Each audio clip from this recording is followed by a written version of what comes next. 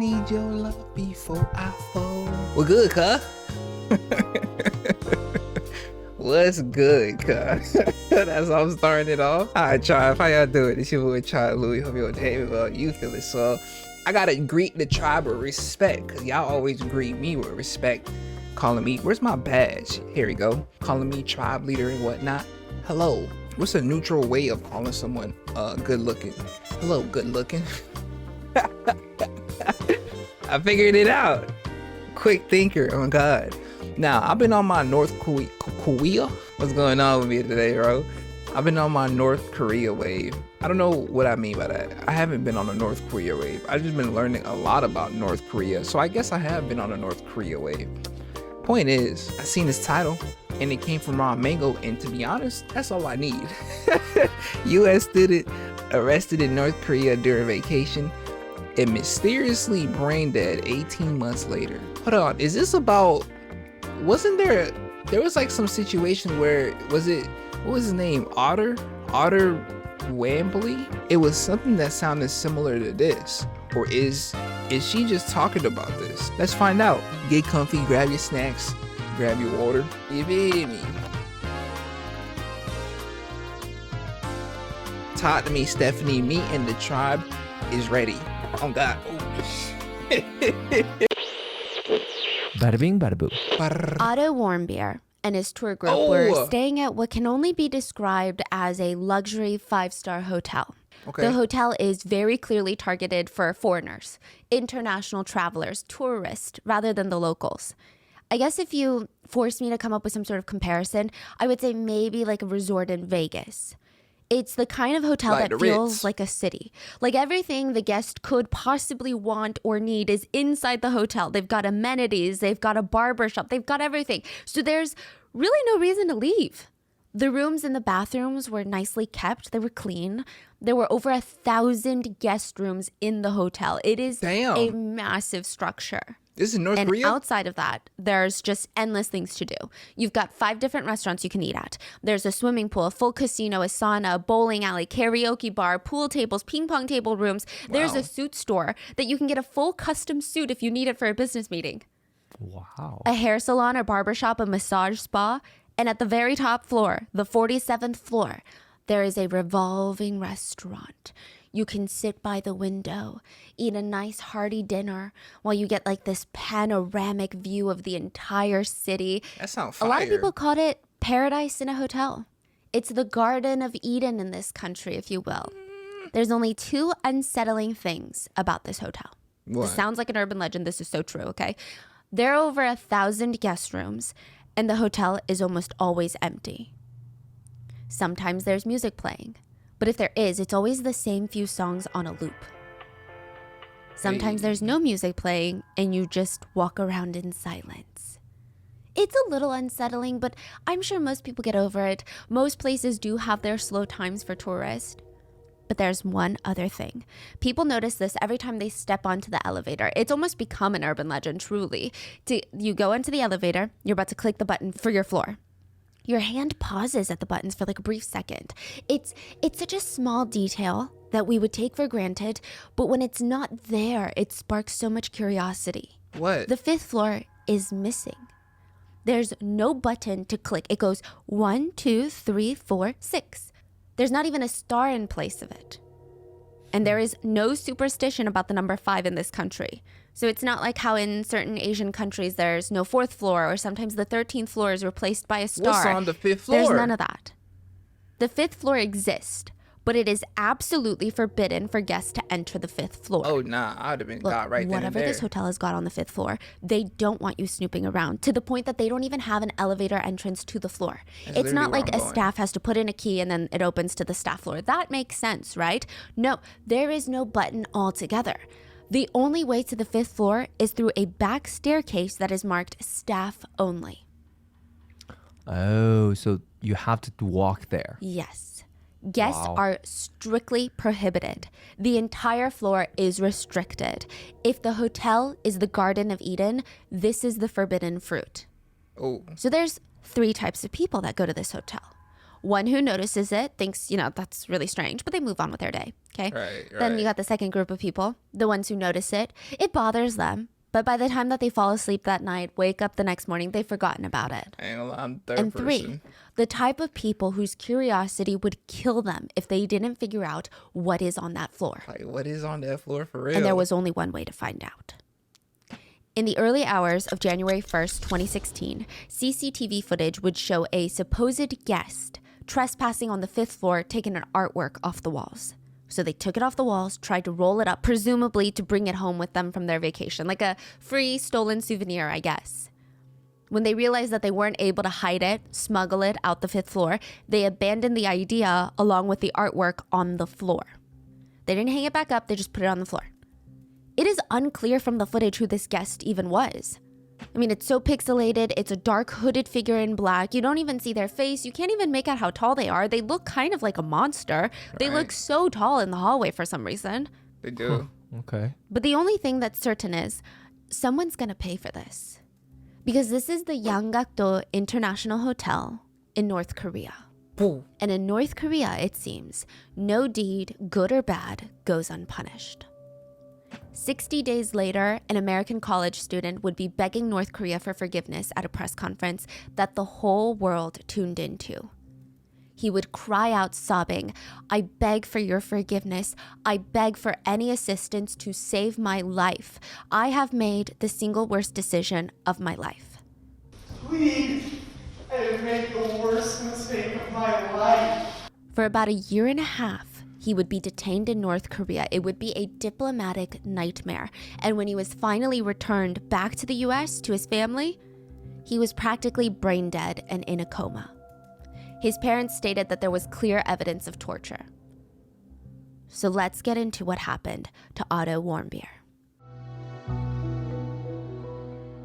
What did I even call him when is Otto Warmbier? I said Otto whatever, bro. Damn. Why it seemed like nobody was sympathetic when he was crying in that looked like a Senate hearing or something. What is the equivalent of a Senate As hearing always, in North Korea? full show notes are available at rottenmangopodcast.com. Otto's case happened 2016 through 2017 and is considered to be resolved as of today, but the case is back in the news because recently something very, very bizarre happened. An American soldier by the name of Travis King was visiting the DMZ on July 18th, 2023. So, like a month ago. Okay, if you guys- DMZ? DMZ is the demilitarized zone. This is the border between South Korea and North Korea. It is heavily guarded. Technically, they're still at war. Landmines I and mean, you've shit. got North Korean soldiers on one side, South Korean and American troops on one side. You can take tours there. Yeah, there's like gift shops and restaurants you can eat at, but you're basically just looking through the border and, I don't know. I've never been. My parents are like, please don't go. So you can take tours. That's all there is. Allegedly, Travis had been facing misconduct charges in the army. So he's an American soldier that was based in South Korea. And while he was based in South Korea, he did a few things that probably weren't acceptable. Apparently, he assaulted civilians at a bar. He damaged a police car. He actually served a couple months in prison for these crimes. And he was getting sent back to the U.S. for military disciplinary proceedings, potentially to be dishonorably discharged. Yeah. But instead of boarding his scheduled flight back home, he leaves the airport. Okay, so Travis King was escorted to the airport. He leaves the airport, Incheon Airport, goes to take a tour at the DMZ line. Wait, so Yeah. there's nobody following him? I guess once they got through security, they're like, okay, bye. So he escaped the airport. Yeah. Damn. Okay. Went to the DMZ tour, bought a black t-shirt and a hat from the gift shop before heading to the border with his tour group. And then he broke out into a sprint and ran into North Korea while, quote, laughing hysterically. At first, most of the tour group thought that someone was filming him, and this was like a bit for TikTok, that he was going to stop running when he right got to the border, and then the clip would look like he was running into North Korea, but it would cut at that second. But then soldiers nearby started screaming, "Get that guy!" It wasn't enough time to respond. Tour group witnesses said they saw him run, and then disappear out of sight. It was all over within seconds. He was across the border into North Korea. The soldiers immediately rushed all the tourists to a building and everyone had to give their statements. Nobody could even believe what just happened. I mean, they knew that Travis was alone in the tour and not really engaging with the others. You know, when you're alone. Who willingly runs into North Korea? I'm like, what? And I mean, they knew that Travis was alone in the tour and not really engaging with the others. You know, when you're alone, you're traveling, you're in a tour group, you try to make conversation. He wasn't doing that, but this is unfathomable. Who willingly crosses the border into North Korea, what is often known as the hermit country of the world? That's what I just said. The only news that comes out of North Did you Korea hear is me? not good news. Right. His mom said that she can't imagine him doing something like that, while his uncle stated that he was going through a lot. His 7-year-old cousin had recently died from a rare genetic condition months before. He was potentially facing racism in South Korea, so it was a whole lot of, confusion. People just didn't know why he would do that, what happened, like what is going on, what is North Korea even going to do with him? Regardless, his mother said, I just want him back home. I want him to come back to America. I just can't see him doing something like this. Is he back in America, yo? Or? So, do we know where he is? Yeah, he has been detained by North Korea. And we have no clue as of right now, first of all, why he willingly went into North Korea. I mean, North Korea is not an appealing country for most of the world, but especially for American citizens. The country has a long, complicated history of absolutely despising America. They like and black him being people an over there? American soldier is probably not the great position to be. No. Better stay your black ass on American soil. We barely even liked on American soil. But yeah, not really, but we'll just leave it at funny. Let's not make this too deep. American citizens. Oh, the country bruh. has a long, complicated history of absolutely despising America. Well, and we him do. being an American soldier is probably not the great position to be in a country like that. We probably did a lot, to be honest. We with have you. no idea why he left, but the U.S. stated that he crossed willingly and without authorization. Saying like, we didn't tell him to do this because, you know, he's part of the army. So don't get it twisted, North Korea. We didn't tell him. We don't know what's going on with Travis. We don't know what he's being detained for. We don't know Travis what's going to tweaking. happen during his detainment. We have no idea. All we know is he is the first American to be detained by North Korea in the last 5 years.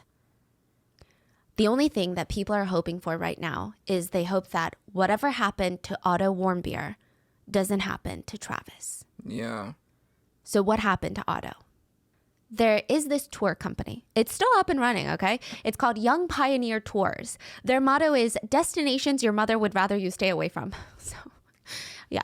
Young Pioneer Tours lets you visit North Korea. They do tours there, which you would never imagine because North Korea, like I said, is one of the most repressive, closed-off, secretive countries in the world. Nobody really goes in, and even fewer people come out. So you would think that their tourism industry is sad. It's collapsed, non-existent. Hold on. There's a toxic part of me that's like curious about Young Pioneer Tours and if they still Yo, this is really a tour of North Korea. Yo, I ain't gonna lie, bro. Nah, this is dangerous.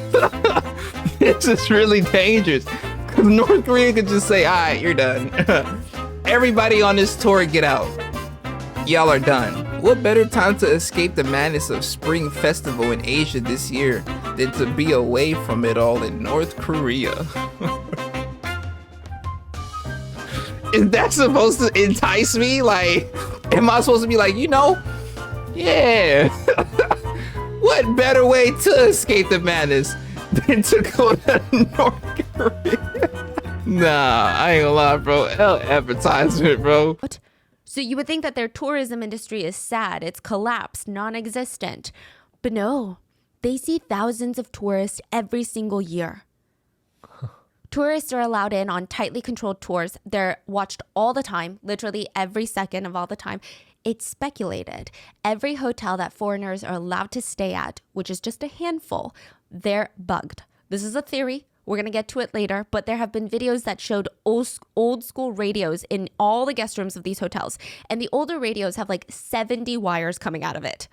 And people are like, no radio needs 70 wires. keep so that Coming you, out to what? To the wall? yeah, coming out of the wall to the radio. It's so connected. people are like, if you have an old school radio, you don't need 70 wires to play music. Right, Those come 70 on. wires are probably like bugging this whole place. Oh God. That is That's crazy. insane. And there are reports that that radio just like doesn't work ever Like, bro, let's keep it real. to play music. At least I'm sure it's Let's working on be other honest. things, but yeah.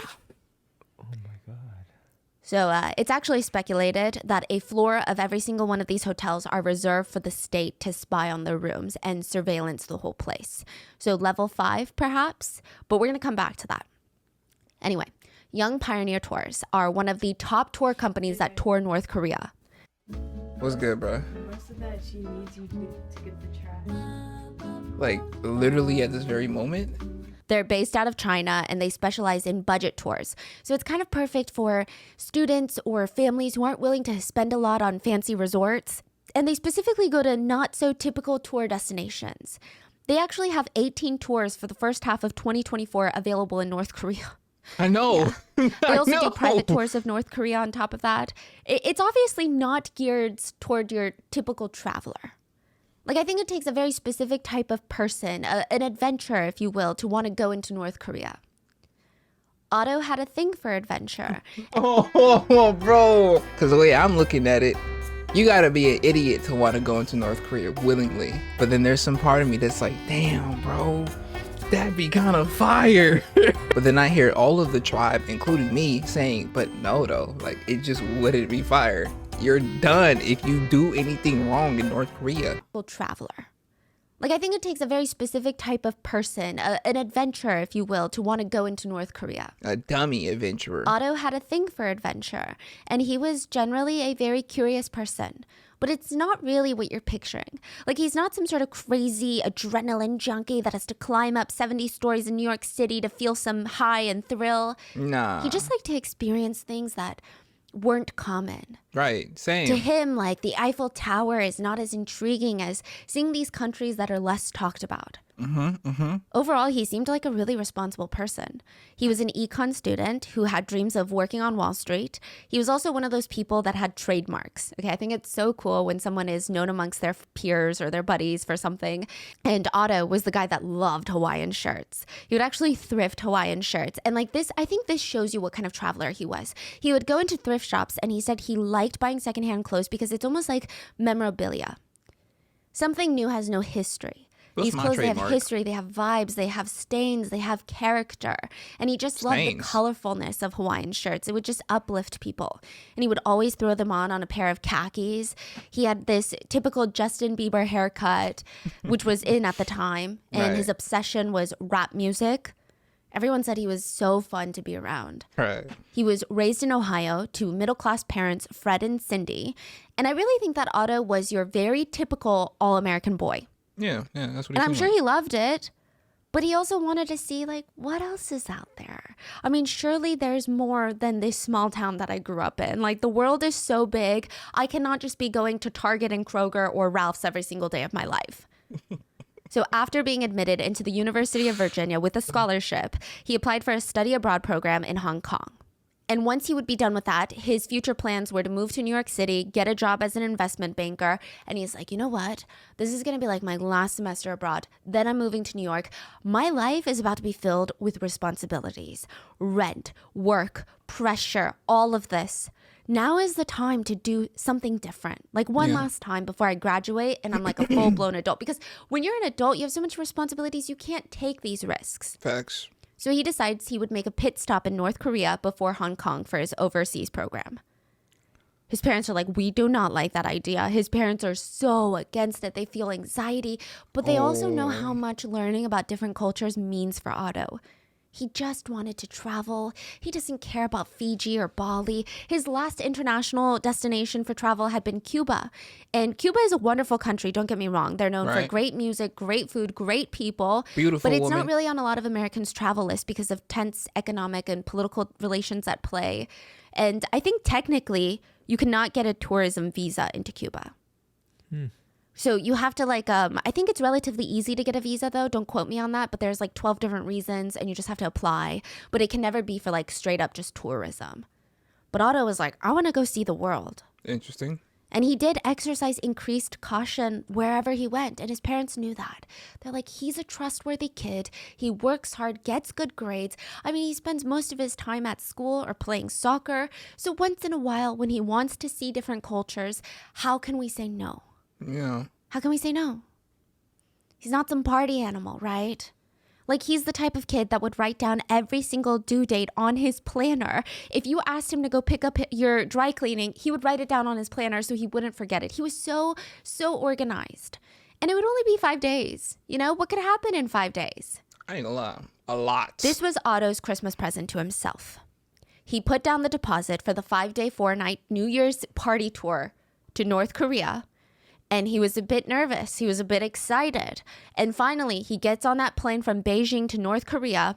And side note, the plane itself was a big surprise. So I think North Korea only allows certain aircrafts to fly into North Korean air.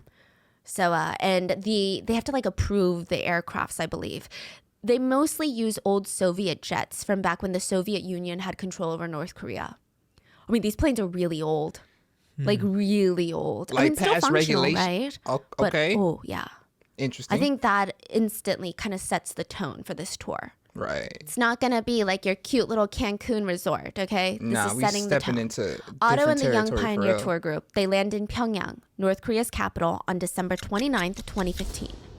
North Korean police officers immediately confiscated all their phones and electronic devices. They went through all of them, made sure that they weren't bringing in prohibited content inside, probably K-dramas, certain K-pop music, like all of these banned forms of media. Side note, I don't know if this is selective, if they give the phones or cameras back after a while, because I went into this deep dive into tourism in North Korea. And of course, there are YouTubers who went to North Korea and they're just like vlogging. Yeah, I've As if seen they're those. travel girlies. It's wild and they're posting it. But those seem pretty monitored, right?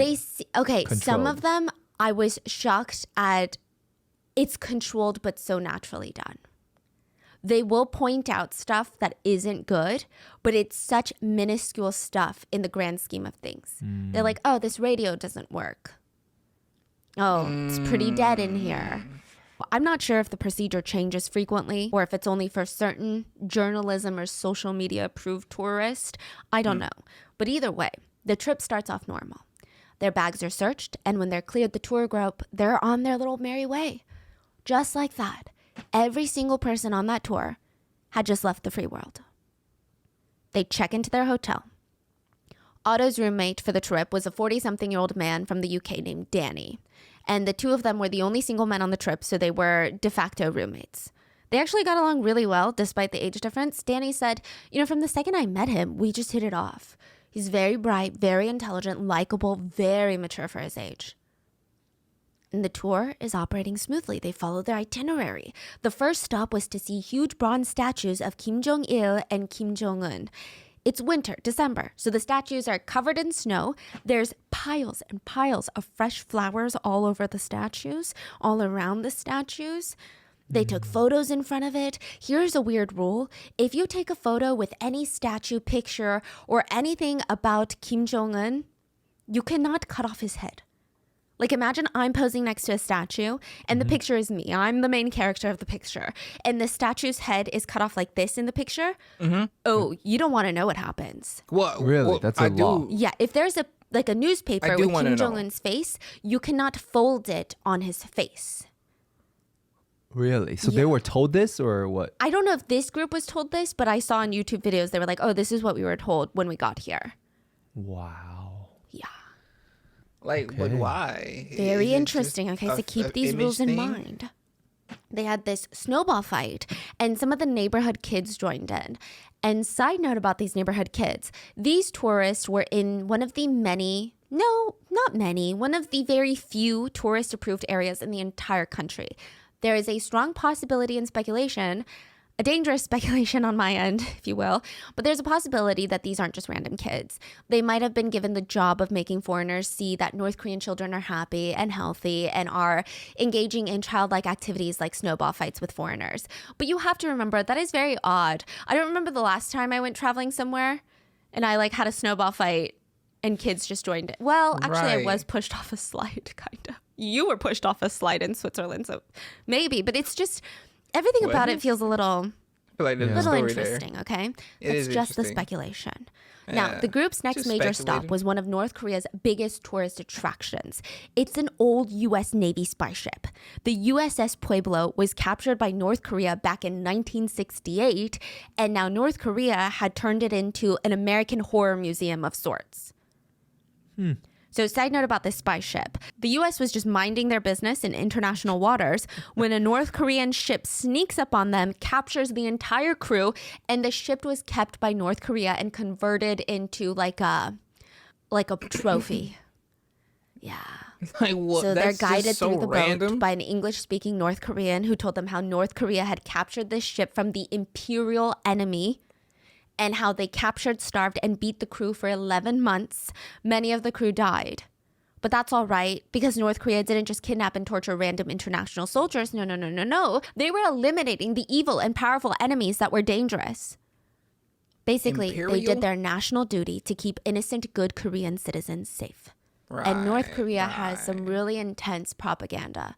From the minute a North Korean is born, they are spoon-fed propaganda and hateful messages towards America and South Korea. America is public enemy number one. Americans are typically not good people in the eyes of many North Koreans. Not just the government, but Americans. There are entire museums dedicated to all the horrible things that American soldiers did and probably didn't do to the Korean citizens back during the war. Yeah. So you think they feel some type of way when they have American tourists? Yeah. So Of course. typically these tours, from what I could tell online, a lot of them are like even Young Pioneer tours. I see a lot of Europeans. I see a lot of Russians, a lot of Chinese tourists. It doesn't seem like a lot of Americans go. Yes. Yeah, okay. And children are taken to this museum every single year for their school field trip since kindergarten.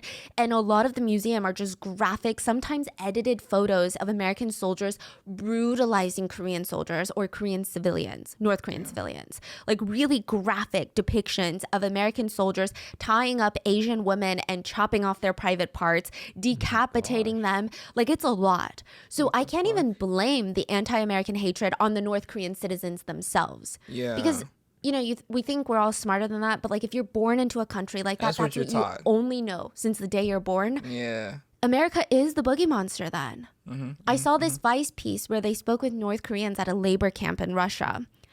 And they admitted that okay, you look confused. So basically, North Korea had some deals with Russia where they would send in a bunch of civilians that are watched nonstop, and they made like their own little North Korea camp in Russia, in like the woods of Russia. And then they're there logging. So they're providing like cheap, free labor basically, and Russia pays North Korea for it. Really? And these citizens, they get paid nothing. Yeah. So they just bring in North Koreans to Russia. So a bunch of Vice journalists tried to infiltrate that camp in Russia because they can't go into North Korea, but they can go into Russia, right? Or at least at the time they could.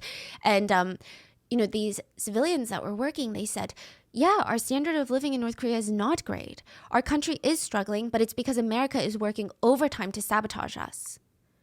So they believe all their hardship is due to America, Damn. not because of their leaders.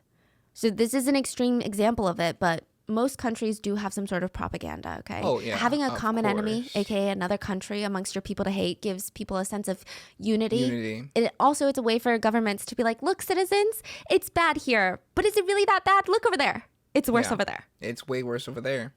So the ship tour, unsurprisingly, made Otto very uncomfortable. I believe there was one other American on this tour group, so they were probably super awkward during the entire segment. I mean, the rest of the tour group, they picked up on it. They tried to make jokes to alleviate some of that tension. So they would joke around, hey, Imperial enemy number one, pass the salt. Hey, Imperial enemy, do you know where the bathroom is? So this would kind of lighten the mood a bit, and everyone just try to shake it off as just, okay, this is just some ridiculous government Imperialite. propaganda, right? Besides, the ship that they took, that's from 50 years ago. Times True. have changed, things have changed. Side note, I don't know how much things have changed, at least in North Korea. According to other members of the tour, they saw multiple posters that depicted North Korea BOMB bombing the White House. Anyway, the rest of the trip goes by very smoothly. And on December 31st, they only have like 2 days left of this trip, right? The tour group goes to this fancy bar in Pyongyang. They Barn? drink. They're not getting super drunk. Keep this in mind. I don't think anyone in this tour group is trying to get wasted in North Korea to the point where Hell they nah. can't control what they do or what they say. I'm not They're touching the just drop. having a couple of wines, a couple of beers, maybe a cocktail here and there. This is important. They were not that drunk. After the bar, the group goes together to the Kim Il-sung Square, the main square in the Kim capital Il-sung? city. And there are hundreds of people there waiting for fireworks, for other celebrations to start. And it genuinely feels like a good time, at least to the tour group. I think it's one of those moments where if you don't think too much into it, maybe you're like, oh, you know what? Maybe this is a nice place. Because they're having street food from vendors. They're having beers. There's thinking much into it. civilians or people nearby, right? Nah. But again, We're in they're North Korea. not getting belligerently drunk. They weren't even considered rowdy or tipsy. They're just kind of slightly pink in the cheeks and happy. The beer is keeping their bodies warm. They're Buzz. behaving themselves, keeping their heads on their shoulders. Lightyear? After the fireworks, they go back to the hotel. I'm sorry. And on their way back, they're concocting this little plan. They're like, okay, we're going to all go back to our rooms, put our things down, change because we're a little smelly. And then who wants to go bowling tonight? Okay. So half the group are like, I want to go bowling. And the other half are like, nah, I want to just maybe drink a little more and chill out at the bar. So the other half are like, okay, we'll meet at the bar. You guys go bowling. Okay. Otto's in the car and he's like, I feel like I don't really want to do either. Just so tired. Like my head hurts. The beer is kind of ringing. I just want to call it a night. So the rest of the tour group, including Danny, his roommate, went out without him. Danny said that he remembered seeing Otto laying down in the hotel room bed, just laying there. When Danny got back from the bar 2 hours later, Otto was still in the room, knocked out in the same position that he had been when he left. Nothing was strange, nothing was out of place, nothing was missing, nothing was new in the room. Otto was just passed out. But technically, for those 2 hours, Otto was unaccounted for. Just about everyone believes that he was in his hotel room during the full 2 hours, knocked out. Right. So the tour group, they don't feel anything is weird. They don't feel like anything is off. They don't suspect a thing. They believed it was a great night and they're going to finish the rest of their small amount of days left on the trip and go back home. They're ready to go back home. They didn't know that things were changing inside this hotel. They were still being watched, yes, but with a whole different purpose. Someone from their group wouldn't be getting on that plane. But nobody would know until the very last minute. This is the hotel that's really fancy. Yeah. Instead, they continued on, not knowing the magnitude of what was about to happen. I have a lot of friends and family recently that have been starting small businesses. And it's Shopify. really enlightening. I I mean, already some of know. them have been doing this for a while, and it's just so cool to sit down with them over dinner and just talk about all It's the things that Shopify. they've encountered in their businesses, like even what motivated them to get started. And Taxes. literally not Am I a and business owner? Shopify is the Yeah. solution to that. Shopify! Shopify is your online storefront if you're an online I business already owner. knew. It is I'm the locked commerce in. platform. Fire. The last person to see Otto alive would be Danny, his roommate. The two of them were standing in line at passport control at the North Korean airport, and they're about to board a plane back to China. They both had their passports out, their documents out, and they hand them to the men that are flipping through their documents, and they're just doing it so slowly. So it's kind of weird, but fine. I mean, it's not like the airport is packed or anything. And then everything starts happening so fast. The men flipping through their passports called over other officers and they start rapidly talking in Korean. Two North Korean airport security employees then approaches Otto from behind, taps him on his shoulder, and motions for him to follow them. They didn't even say a word to him. Danny's confused, Otto's confused, but they both kind of just like shrug at each other. Maybe it's like one of those random searches at airports. An extra security check or something. Congratulations, you're the 10th flyer. We're going to give you a full body search. Right. And even though there's this lingering, ominous tension, I'm sure Danny and the others are trying to reason with themselves that everything's going to be fine. It had been fine our entire trip.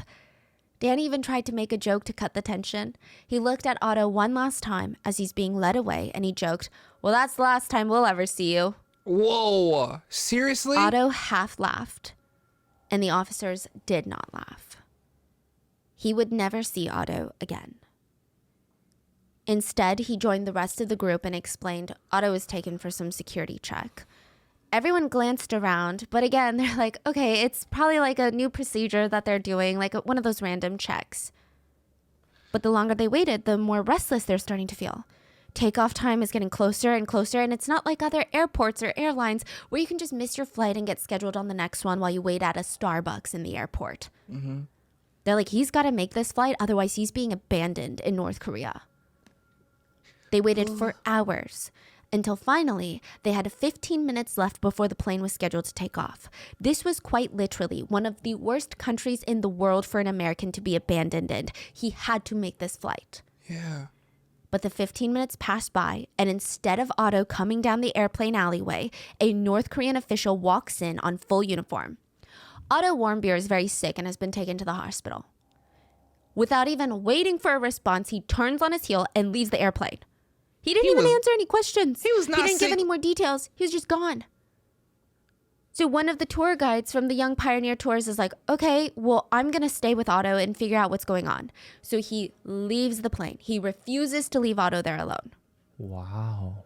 That's actually The very rest of the brave. tour group, they have no choice. The airplane door clicks shut and they're in the air without Otto. Damn. I don't think anyone on that plane knew what was going to happen next. I feel like if they had, maybe they wouldn't even have taken this tour, to be honest. Yeah. Maybe they really just thought that Otto was sick. Like how? The one tour though? employee that stayed behind to look for Otto, he wasn't allowed to see Otto. He said that he just stayed around in that hotel for a few days trying to talk to anyone that could get in contact with Otto and tell him what's going on with Otto. What can I see him? Can I talk to him for a second? What am I going to tell his family? They didn't give him any answers. They banned him from seeing Otto and he was sent back home. Another tour guide that landed in Beijing immediately called some of the connections that they had in North Korea. And the answer that they got was, oh, Otto had a headache in the middle of the security check and he asked if we could take him to the hospital. It wasn't matching up with Danny's story and it didn't make sense. Why would Otto be like, oh yeah, let me go to the hospital here instead of in Beijing? If I have a headache in North Korea, I'm keeping that headache to myself. I could be in a North Korean hospital and the North Korea doctor says, you got a tumor. Do you want to stay here? I'm good, doc. Head on a flight back to America. Otto be like, oh yeah, let me go to the hospital here instead of in Beijing. But what could they do? Right. Meanwhile, Otto's parents got word that he was left behind in North Korea and the tour company called to update them, but nobody had any information. And the parents, they're trying to get in contact with anyone that they could. But it's not like you have a friend of a friend who knows someone in North Korea. Like, how do you even get connected to the right people? The next person to hear from Otto, or rather about Otto, was a man named Robert King. Robert was expecting this to be another normal Friday at his desk job. He sits down, opens up his email, and there's one marked urgent. He's thinking, please let it not be, and he clicks on it. So Robert King works at the U.S. Department of State as their special envoy for North Korea. He's like the North Korean expert. He's not a diplomat because we don't really have like a embassy in North Korea, you know, but he's like a special envoy. Basically, his job was to be a pseudo diplomat for any issues that could arise between North Korea and the U.S., which, you know, there's a lot of issues. Where is he? Right. In the U.S. Oh. So the email just reads, captive, last seen January 2nd, 2016. Robert got the gist of the situation. Otto had gone on a tour group, nothing new. He's a college student from America. North Korea had arrested him for trying to take down the North Korean regime, overtake the government. Whoa. An American college student. Like in what way? Robert highly doubted that a random college student would overtake the North Korean regime. Like But, you what, know, bro? never say never. But he knew one thing. In North saying Korea, never. it doesn't matter if you did or didn't do something. All that matters was they said you did it. If they think you committed a crime, you committed a crime. Robert knew that Otto would have confessed to just about anything. That's what they do. They put you under immense physical duress, torture, mental and emotional manipulation until you confess. And then they sentence you based off that confession. North Korea is tricky territory because they're not in the habit of sending Americans they deem to be criminals back home to America, their number one enemy. So for Robert, getting an American out of North Korea is time-consuming, difficult, increasingly impossible with these rising tensions. That's why the U.S. has North Korea, or they did have North Korea, under the highest possible travel advisory level, level 4. Do not travel. Travel is strongly discouraged. It's no longer that? You literally cannot go anymore. Oh. Yeah, Oh. U.S. passport holders are banned from entering North Korea. If you are a dual citizen, you can use your other passport that is not the U.S. passport, but Americans are banned. I do got a You dual cannot even get a visa. citizenship. Yeah, Interesting. yeah. So how did Otto try to overthrow the regime? It all But I'm starts. not going. I'm not going. I'm good. I'm good, tribe. I ain't gonna catch you. I'm straight. I told the tribe that I had wanted to go because I seen a music video. A music video? No. I seen a YouTube video of someone going to North Korea, and I really wanted to learn their history, bro, in person.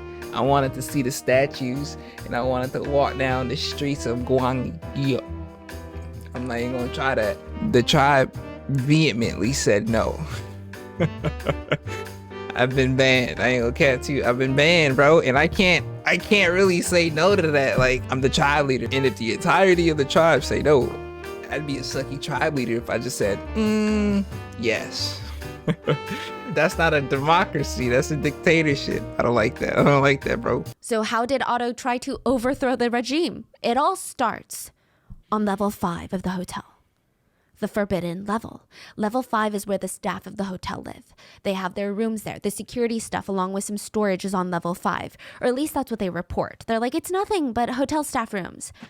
Many people speculate that level 5 was reserved for hotel staff to surveillance the guests.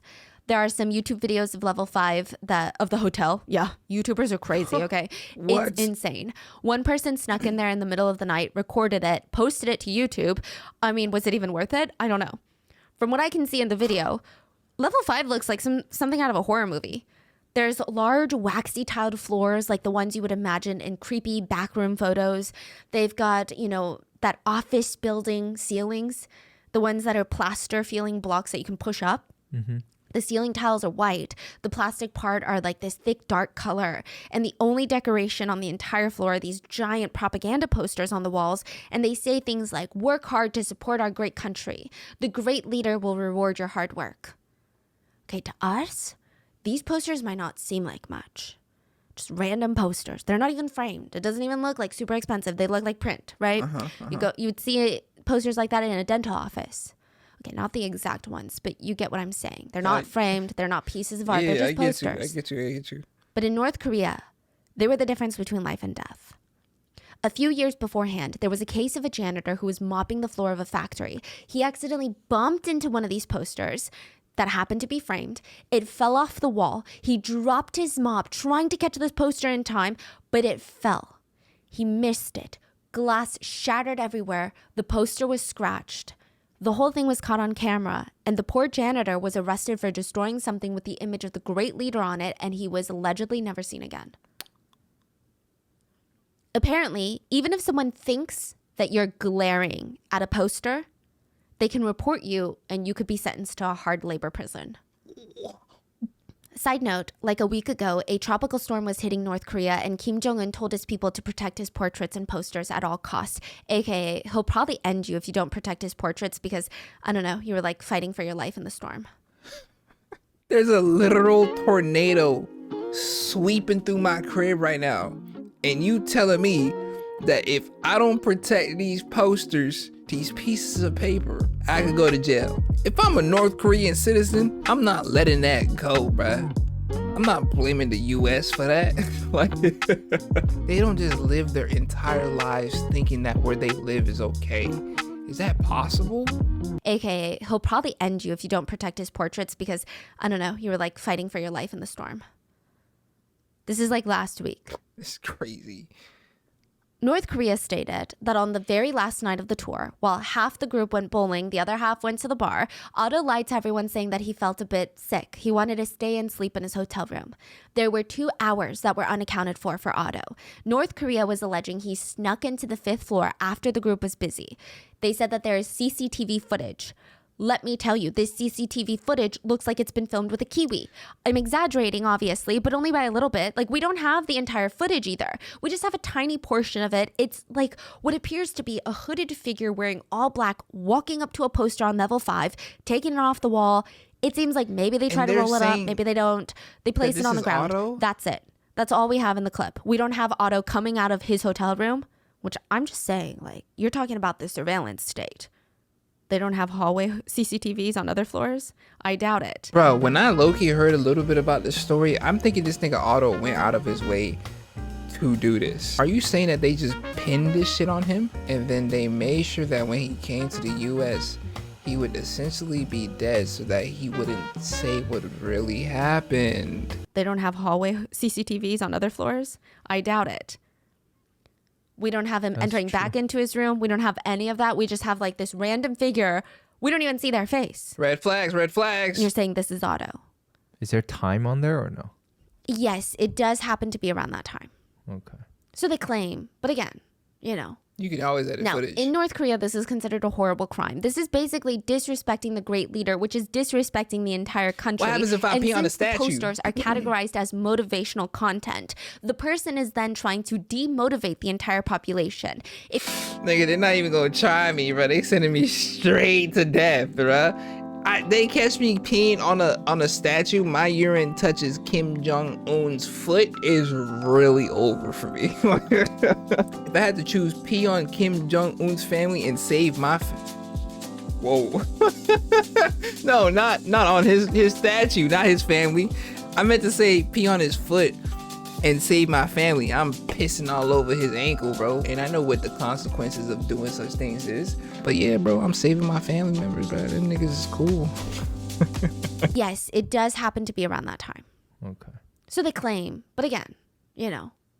Now, in North Korea, this is considered a horrible crime. This is basically disrespecting the great leader, which is disrespecting the entire country. And since the posters are categorized as motivational content, the person is then trying to demotivate the entire population. If you demotivate the entire population, you decrease the country's economic output, and then you destroy the country. You overthrow the regime. Well, Have you guys read the book, If You Give a Mouse a Cookie? nah. What is that No. about? It's like if you give a mouse a cookie, they're going to ask for a cup of milk to go with it. Then they're going to ask for this. This is like the same logic. It's just a poster, and now you're saying he's trying to overthrow the regime. Yeah, that What? escalated entirely. Side note, we can't even be sure that this is Otto. But North Korea Right. argues this is Otto, and the footage was saved, and we didn't say anything that night. They just saying that because They he's let American. the tour go on as normal, which, like, what is that? And right at that last moment, he was And detained young. by North Korea. And for almost 3 weeks, it was radio silence. After the initial, oh, he had a headache and asked to be hospitalized. After that, there was nothing for almost 3 weeks. Nobody had a single clue what was going on. And then they released the CCTV footage. They released the reason for his arrest, saying this is why we arrested him. He did this to the poster. Robert, the North Korean expert, said he took one look at that footage and thought, this is going to be rough. He had 7 years of experience negotiating the release of more than a dozen Americans from North Korea, and this was bad. Damn. So firstly, Robert had to sit down with Otto's parents and explain to them the process that he was unfortunately way too familiar with. He is saying things like, North Korea is going to make him confess to undermining the regime. Then they're going to use that as domestic propaganda to further convince North Korean citizens that Americans are out there to destroy them. Then Otto will be sent to jail, and they will use his freedom as a bargaining chip in some sort of negotiations with the United States, probably something to do with weapons. And for 6 weeks, nothing happened. North Korea didn't say, hey guys, did you guys see the news? So this is what we want. They didn't say that. Nothing. And Otto's family, they're living with this constant anxiety of wondering, is their son okay? What is he doing? They haven't heard from him personally. Is he even alive? Mm-hmm. And then on February 29th, 2016, everything changed. North Korea held a press conference for Otto, and the conference was televised. Recordings were sent to the United States as well as international major media networks. And the video starts with officers guiding Otto by his elbows, one on each side of his body, into the conference room. His head is hung low with his eyes on the floor. His arms are limp and handcuffed at the wrists, and he's walking along with the guards. He looks just so dejected, without any energy, but there are no visible bruises or injuries. Visible. He's wearing a cream-colored suit that he packed for his luggage for the trip. And when he gets to the podium, he's sitting underneath 2 huge frames of Kim Il-sung and Kim Jong-il, and he takes a huge bow, and he confesses. Again, I can't even imagine the panic, terror, and just disorienting feeling that his parents must have felt watching their son in this video. Like, I'm not a parent, but I always hear the scariest thing for parents is the idea that their baby is in trouble one day and they are powerless to help them. That is like a terrifying... Oh, I gotta change that. I sincerely apologize. I have to change that. I am so sorry. Jesus Christ. That's like really one of the worst timings ever, bro. I wanted to say, what if in this situation he says, I really didn't do it, they've been torturing me, then it would have never aired. Because this probably not live. So if he said what they didn't want him to say, they would have just continued torturing him until he said what they wanted him to say. Yo. Like, I'm not a parent, but I always hear the scariest thing for parents is the idea that their baby is in trouble one day and they are powerless to help them. That is like a terrifying, gut-wrenching feeling. And this press conference is a really hard watch. Otto is looking down at the podium the whole time, and it just makes people feel like he's reading a script. He's very emotional. He's not screaming or wailing, but he's crying, and his grief is so obvious. He just looks so desperate. Yeah. On the early morning of January 1st, 2016, I committed my crime of taking out the important political slogan from the staff-only area of the Angakto International Hotel, aimed at harming the work ethic and the motivation of the Korean people. I understand the severity of my crime, and I have no idea what sort of penalty I may face. I ain't gonna lie, bro. I don't But I believe am you did begging this.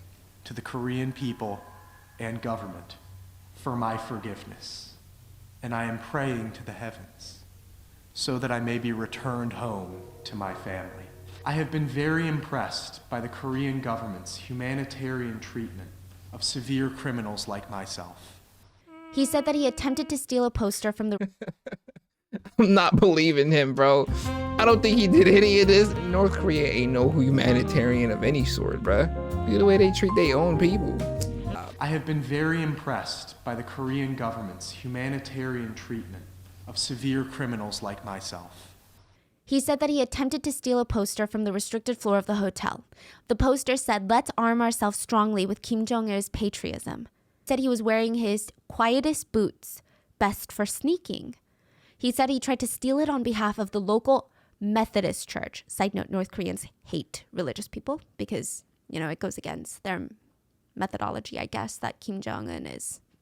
And he said he tried to steal it also for the Z Society. That's a great question, bro.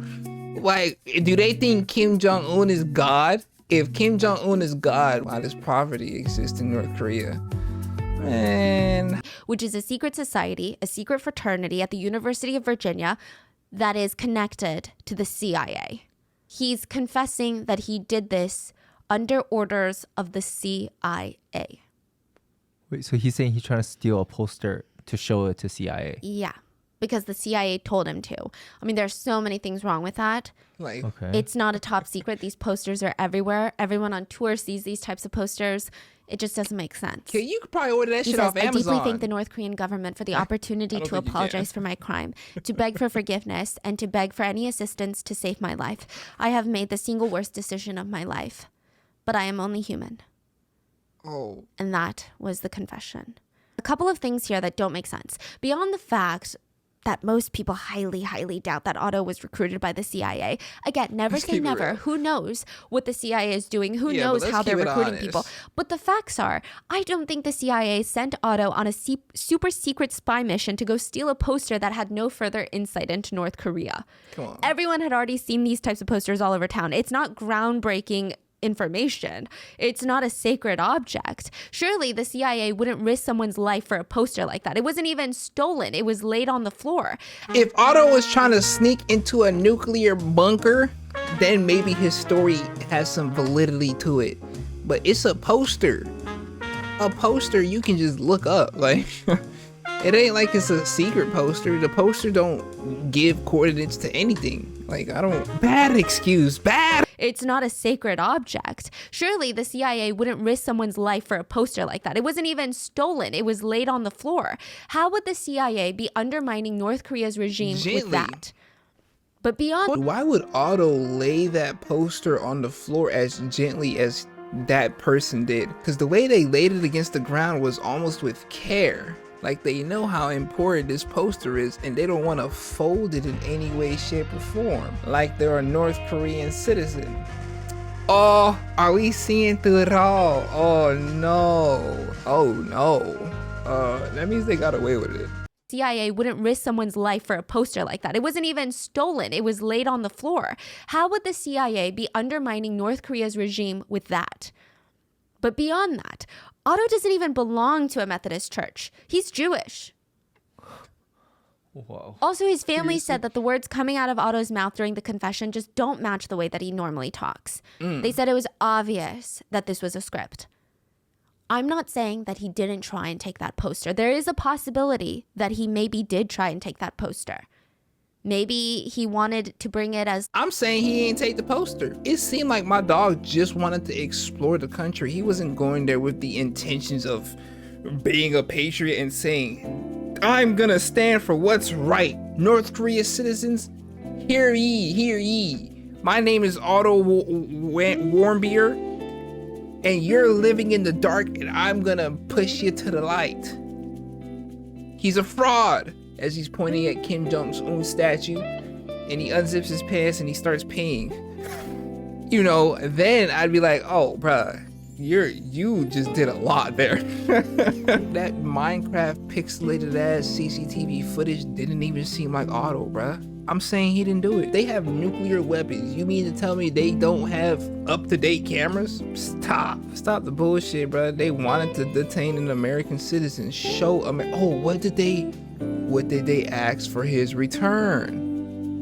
Interesting, because this seems to be a multi-step plan. Who did they ask for in return for Otto's release? Did they ask for anything? I'm very curious, Stephanie. I believe me and the tribe would like to know. Talk to me.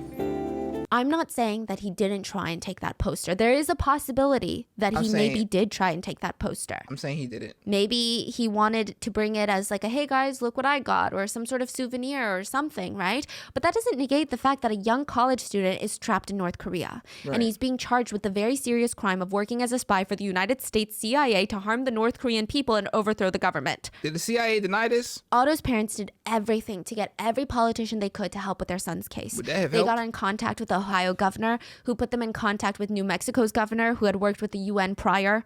He had strong connections with North Korean representatives. Okay. So they're not official ambassadors because, you know, like I said, the US does not have a North Korean embassy, but they work as representatives and they're basically the unofficial communications channel. Okay. But it's not a great communication channel. It's like a giant game of telephone, or at least it was back in 2016, 2017. I think things have gotten better, but that's not till way later. So messages from the US would go to the ambassador of Sweden. It's always Sweden. Interesting, not Switzerland, because they also have a North Korean embassy, but always Sweden. The country is neutral between the US and North Korea. And Sweden. Then the Swedish ambassadors will pass the message along to their North Korean ambassadors, and then those ambassadors pass it on to the North Korean government officials. And then it's a very long, lengthy process. And if just one party in the middle of it decides they have better things to do, that message is not getting sent quickly. Robert and Otto's family, they're just left to twiddle their thumbs. But things are moving fast in North Korea. Otto's trial is underway, if you can even call it a trial. Basically, they gave him a trial where Otto said, I never should have allowed myself to be lured by the United States administration to commit a crime in this country.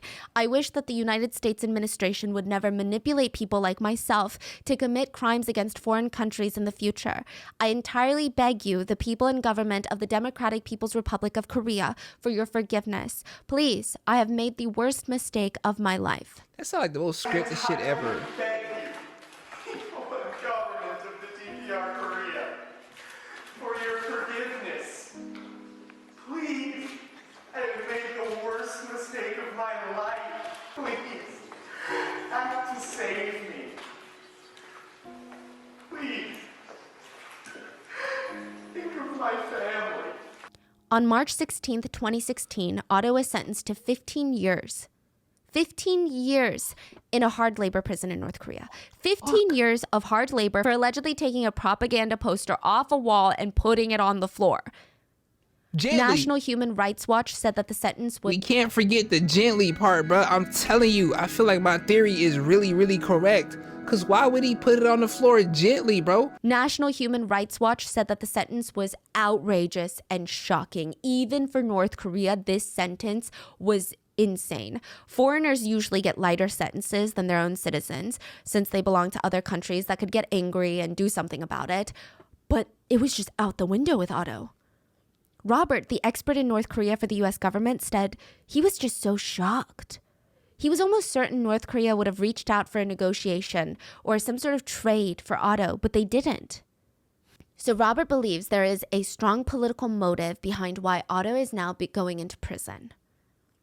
Otto's parents, rightfully, they don't give a fork about politics. This is their son, and they want him home. They spent every waking moment trying to reach out to anyone that they could get in contact with.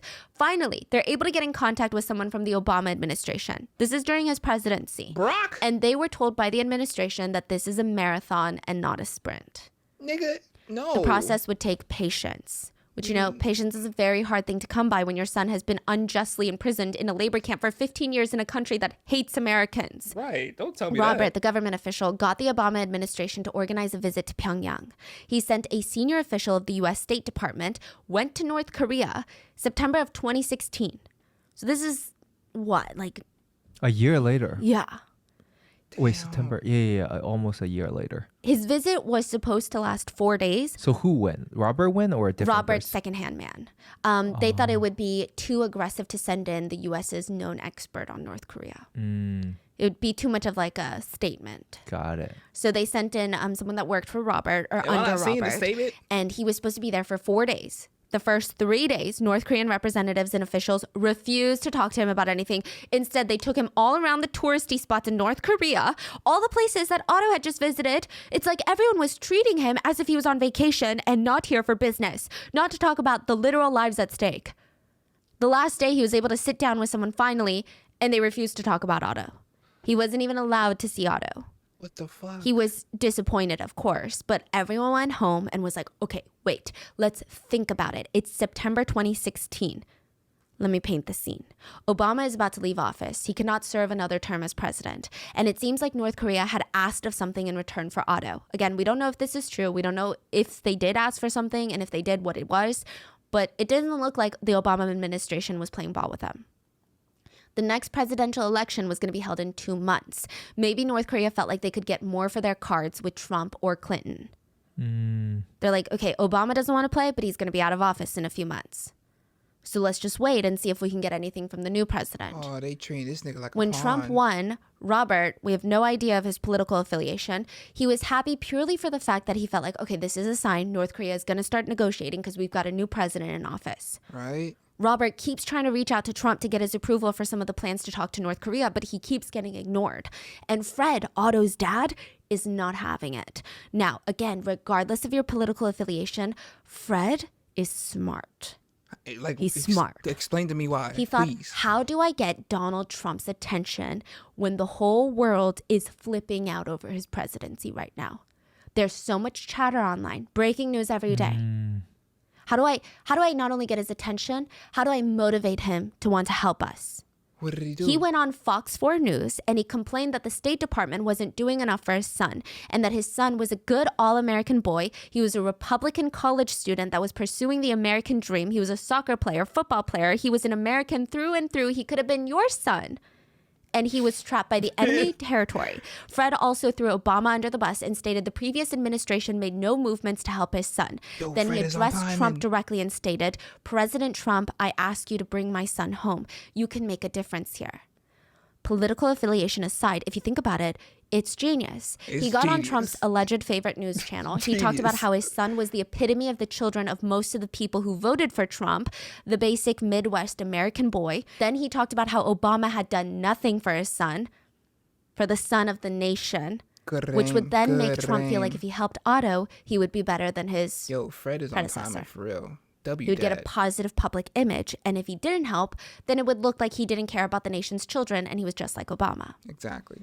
Fred is playing chess and politicians are playing checkers, okay? It worked. Trump personally raised the case to the top of his agenda. And mind you, this is like months into his presidency. It's not even like a year or two.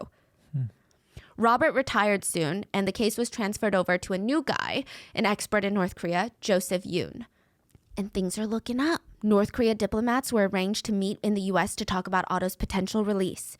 The meeting was set for February 2017. North Korean officials were going to fly into the U.S. It had been over a year since Otto had been detained. But then something else happened in February, something we've talked about. What? Kim Jong-nam was murdered. Kim Jong-un's my half-brother God. was Oh, murdered shit. in broad daylight in a busy airport by two girls who claimed they thought they were pranking a random stranger for a YouTube video, and they poisoned him. Venom X. Allegedly, the assassination was orchestrated by his half-brother Kim Jong-un. The meeting was canceled because of this. Right. The family did not lose hope, though. It seemed like at least now things were kind of inching towards a resolution. Side note, there are as many as 120,000 North Koreans in prison right now, probably more, but people can be sent to prison in North Korea for the smallest things. Oh, God. In prison, That's they what it survive seemed on like. starvation rations, endure routine torture, beatings, dangerous forced labor like coal mining, and the very unlucky, they are tortured to death. One prisoner in North Korea who escaped to South Korea said, North Korean prisons are actually hell. Actually. They would beat us. We were so hungry that we would catch mice in our cell to eat. Damn. Raw. She said every day in her small prison, at least 6 to 8 of her fellow prisoners died. Every single day.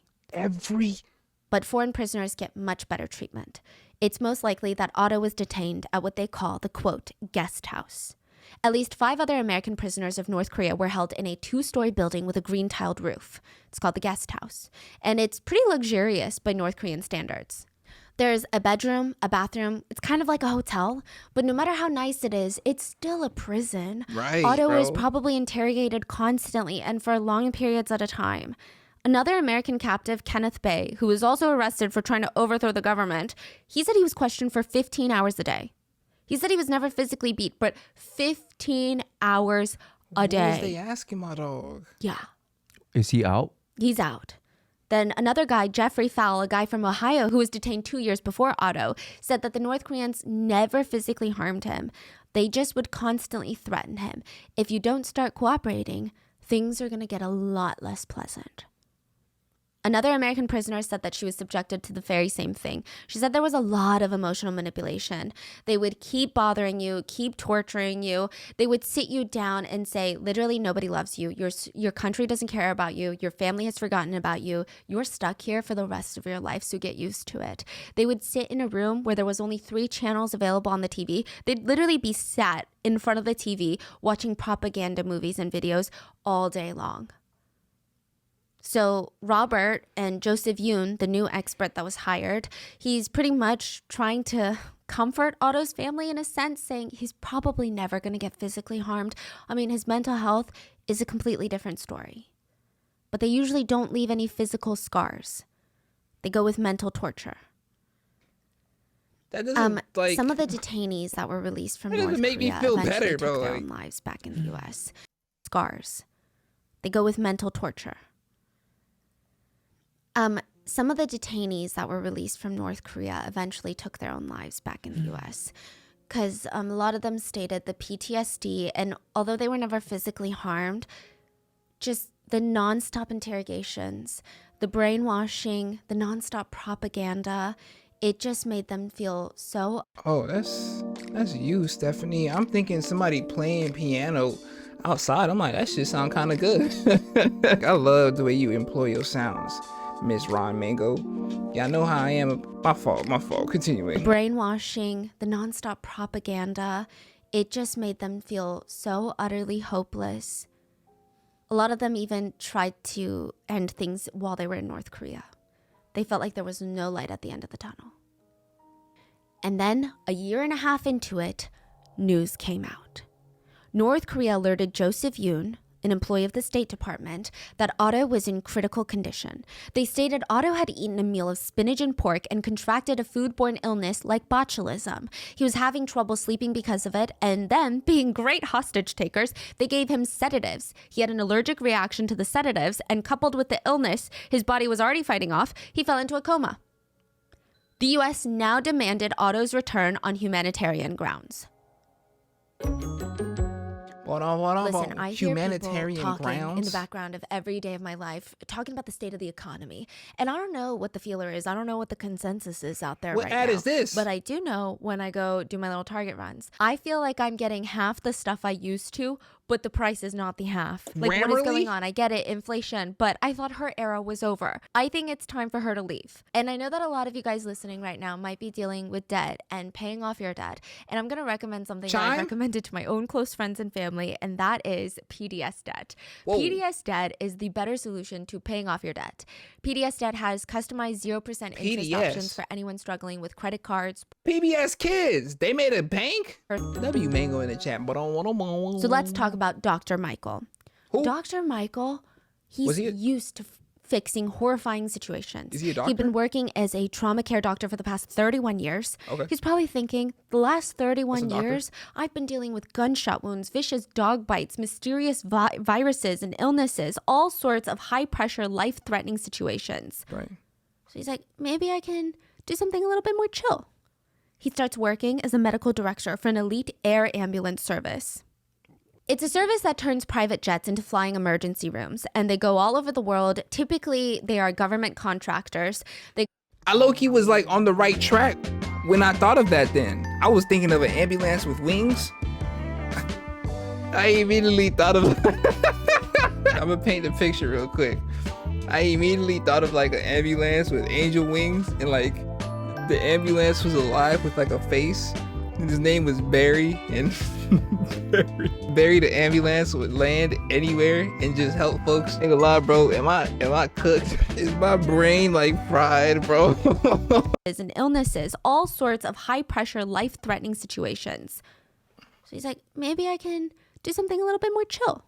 Right. He starts working as a medical director for an elite air ambulance service. It's a service that turns private jets into flying emergency rooms, and they go all over the world. Typically, they are government contractors. They go all over the world rescuing patients and delivering life-saving care in the sky before landing at a major hospital back in the U.S. Wow. I didn't even know that Incredible. existed. Yeah, that's actually incredible. So Michael is dealing with even more in his new position. Like, he would go and rescue hikers from rural mountains. He flew Ebola-infected tourists out of Africa back into the U.S. He worked on planes that were contracted by the Department of Defense to pick up injured or sick government employees across international lines. So he's like, okay, now I've seen it all. Yeah, bro. But he was wrong. He had never seen this before. He had never seen North Korea. And he just stepped off his plane into a country that considered the U.S. and most Americans their number one enemy. Mm-hmm. He was there to rescue Otto Warmbier and bring him back home. Or at least that's the plan. But nothing was going according to the plan.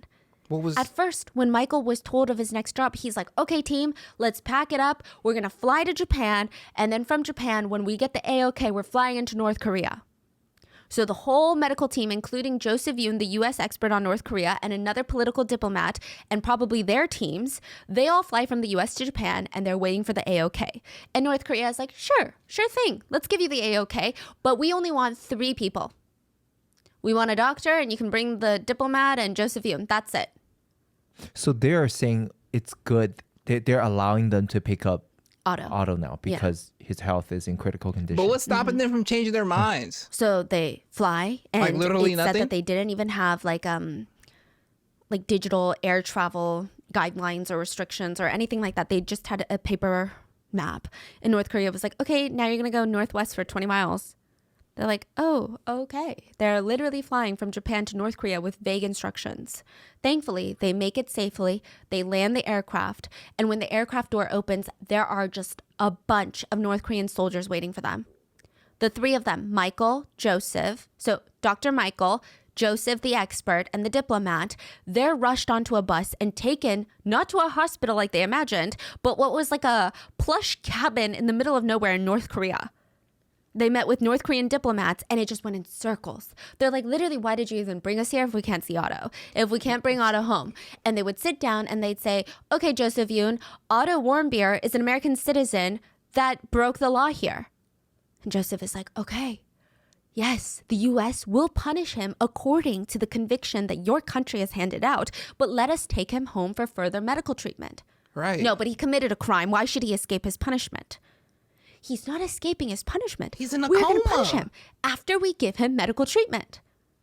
But he defiled a motivational poster of our supreme leader with the intention of attempting to overthrow our state. I would have clocked He's that working nigga. for the CIA. He should be punished. I would have clocked Like that I nigga. said, He will be punished. But just let us take him home, give him the medical care first, and then we'll punish him.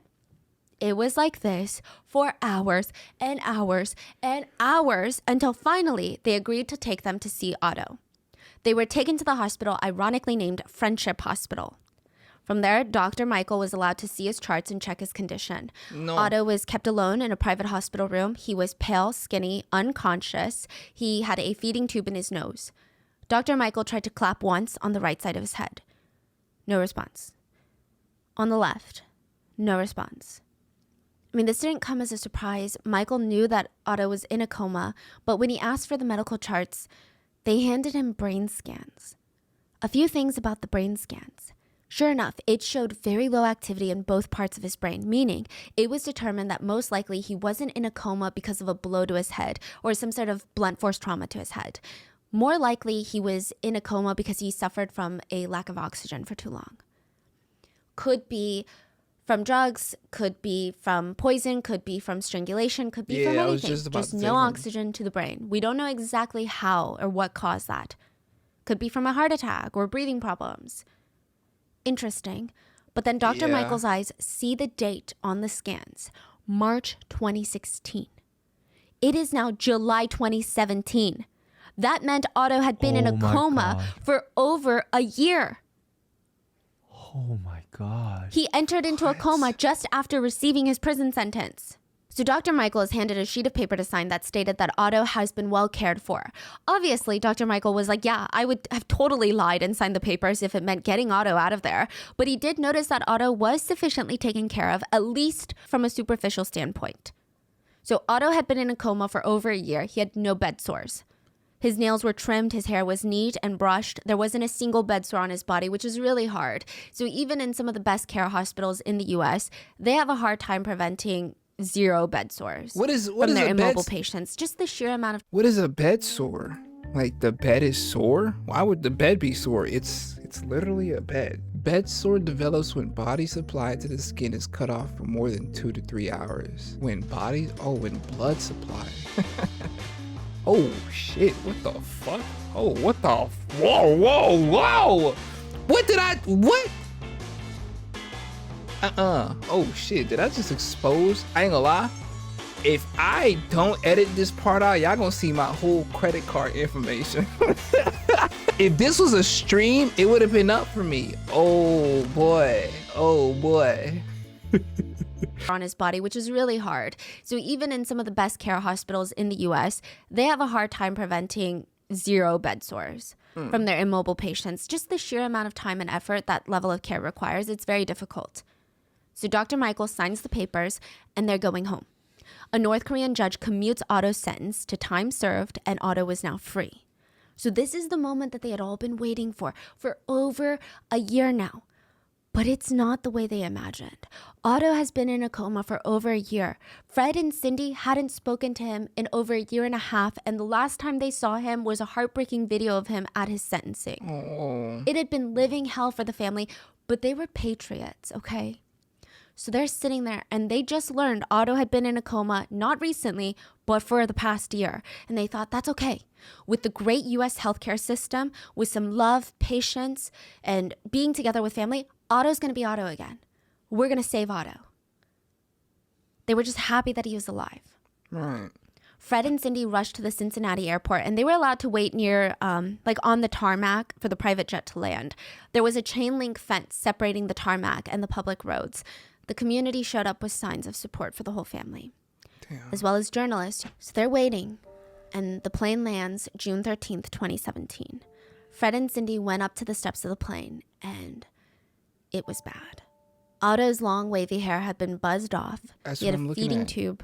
He was completely unresponsive. Oh. Just seeing their son in that state hit them really hard.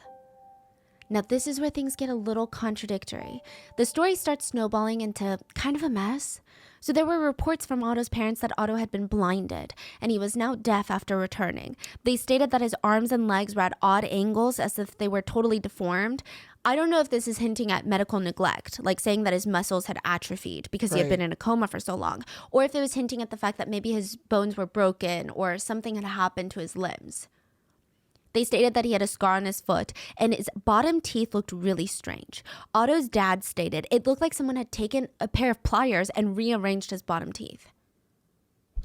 What? When Otto's little sister saw him, she screamed. Her brother was unrecognizable. So this kind of contradicts Dr. Michael, the doctor stating that other than the coma, Otto was in good physical condition. Right, because he would have seen that. Either way, Otto is carried down the airplane steps into an ambulance waiting on the tarmac, and he was rushed to the hospital. Red flags. Otto's dad made it a point to wear Otto's cream-colored suit that he had worn in North Korea during his press conference when he begged for forgiveness, and he did a press conference. He said, "There is no excuse for any civilized nation to have kept his condition a secret and denied him top-notch medical care for so long." Fred standing on business. Otto is a fighter. My wife and I firmly believe that he fought to stay alive through the worst that the North Koreans could have put him through in order to return to the family and community that he loves. Standing on Even business. if you believe North Korea for their explanation about the foodborne illness and a sleeping pill causing the coma, and we don't, but if you did, there is no excuse for any civilized nation to have kept his condition a secret and denied him this care. And then a journalist asked, "If you could speak directly to the North Korean regime and the North Korean people, what would you say to them?" What would you say? I would say that I'm proud of my son, Otto, who has been in a pariah regime for the last 18 months, brutalized and terrorized, and now he's home with his family, and I'm tremendously proud. So Otto stayed in this coma, and his brain scans were not looking good. The loss of brain tissue was extensive, and that kind of loss would be consistent with leaving the brain without oxygen for anywhere between 4 to 20 minutes. Damn. Which is kind of scary if you think about 20 minutes isn't even that long, really. Eventually, he got sick, and his fever had risen to 104 degrees. It stayed that way for 48 hours, and his doctors told his family that, yes, his body is alive, but his brain will never come back. When was this? This was like a week after landing. What? His brain was no longer functional at a level compatible with life. The Otto that they knew was gone. What So they have two fuck? decisions: keep him on life support or let him rest. June 19th, 2017. Bro, the nigga was home, bro. Oh, I'm actually kind of upset. I ain't gonna lie, bro. I'm actually low-key upset. He went into that coma thinking that he was never gonna be saved, thinking that he was never gonna make it to his family. But he did. He really made it, bro. I ain't gonna lie, North Korea. Oh, God. I'm not feeling your vibe at all. Yeah. I need somebody to put fuck North Korea. Matter of fact, I'm gonna do it. Fuck North Korea, bro. I'm feeling that statement heavily. I don't give a fuck about traveling to their country no more, bro. I really wanted to see like what they was talking about, but they ain't talking about nothing but evil. That's just a level of I don't give a fuck about you that's insane to me. Like they really lied that he was in a coma for a year. When was this? This was like a week after landing. What? His brain was no longer functional at a level compatible with life. The Otto that they knew was gone. So they have two decisions: keep him on life support or let him rest. I'd be so sick, June my 19th, nigga. 2017. Try. Otto died in the hospital at 22 years old. What the fuck? But He this was is where the case spirals. He was younger than me. Died in the hospital at 22 years old. God damn. But this is where the case spirals into conspiracy land, or even some would say propaganda land. Otto's death is a complete mystery. He was in perfect health when he was arrested. He came back home in a coma. His brain was severely damaged, but the doctor said his skin and body were very well taken care of. But then his family turned around and said that his teeth looked like they had been rearranged with pliers and his arms and legs looked distorted. Fred and Cindy were convinced that their son had been physically, mentally tortured by the evil North Korean dictatorship. They said this multiple times during media interviews. Trump also pushed this narrative. Fred and Cindy went on Fox and Friends, and they called the North Koreans terrorists who intentionally injured their son. They demanded that the U.S. take action against North Korea. Trump retweeted this clip and said, "Great interview. Yes, Otto was tortured beyond belief by North Korea." Now again, regardless of your political affiliations, presidents of countries, especially of the United States, cannot just say things like this and not Right. expect shit to go down. So Right. the U.S. military actually started preparing for possible conflict because of this situation. The U.S. government enforced banking regulations against North Korea, forbidding U.S. banks to do any business with the country. Trump also named North Korea a state sponsor of terrorism.